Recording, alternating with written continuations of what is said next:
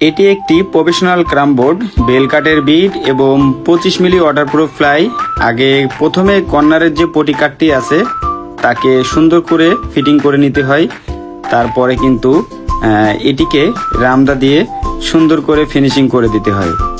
তারপরে এটাকে সুন্দর করে ঘষে দিয়ে তারপরে পকেটের মাপ নির্ধারণ করে পকেটটাকে সুন্দর করে পকেট কাটার পরে আবার এটাকে ফিনিশিং করে তারপরেই কিন্তু আপনার এটা খেলার উপযোগী হয়। এবং তারপরে মার্ক করে যে মার্কার দিয়ে যে দাগগুলো আছে সেটাকে সুন্দর করে দাগ টেনে নিতে হয়। তারপরে ডিজাইনগুলোর কাজ শুরু হয় এবং একে একে এই ডিজাইনগুলো কারুকার্য খুবই সুন্দরভাবে করতে হয়। একজন প্রফেশনাল কারিগর দ্বারাই এই বোর্ডটিকে ফিনিশিং করতে হয়। তারপরে দাগ টানার কাজ শেষ হলেই বোর্ডটি কিন্তু খেলার উপযোগী শুরু হয়ে যাবে। এখানে মার্কারের কাজ চলছে, সুন্দর একটি ডিজাইন, তারপরে আবার কিন্তু রং বেরঙের কালারিং করে ডিজাইনটা সুন্দর করে ফুটানোর জন্য তৈরি হবে।